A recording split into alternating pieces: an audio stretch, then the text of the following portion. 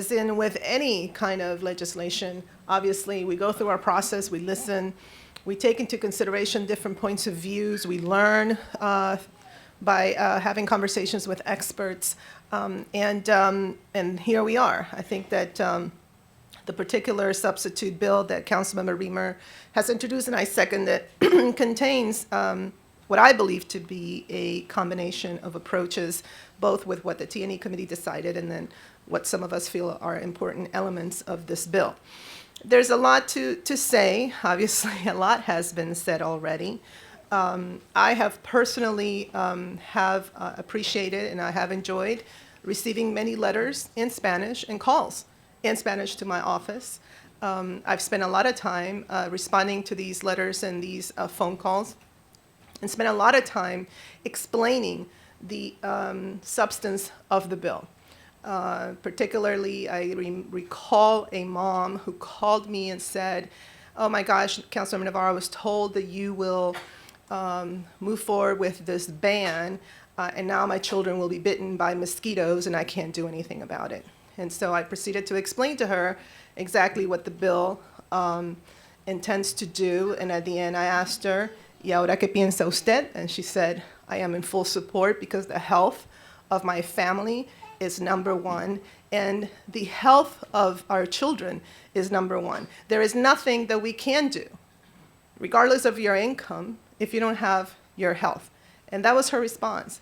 And so I want to say, to all of those who have written and have called, and I see a lot of T-shirts in Spanish, that I appreciate the participation. I think it's really important. But I'm also very aware that for many of these workers, they had no choice but to come and reach out because they were told they needed to do so. And I know they're afraid of losing their jobs. My job is to take a comprehensive approach and look at what are our options when it comes to protecting the public health. And so that's what I am doing today. I will also say that it was very interesting to note that NBC Latino reported on September 28th, for example, that there are new farm worker rules prohibiting children, teens from handling pesticides, and these are new federal rules. And it was particularly of interest for the Latino community because here it says that this will apply in all states and it won't apply to family farms, but it marks the first time the federal government has set a minimum age requirement for handling of pesticides and the first update to the farm worker protection laws in 20 years. And basically, it really just goes through this notion that they have acknowledged that there's quite a bit of research out there and concern on the effects of pesticide exposures to those under 18 and brain development, et cetera, et cetera, et cetera. And of course, our own Labor Secretary, Don Perez, said that his agency is going to use their access to farm fields to spread the word about the dangers of pesticide and distribute EPA information.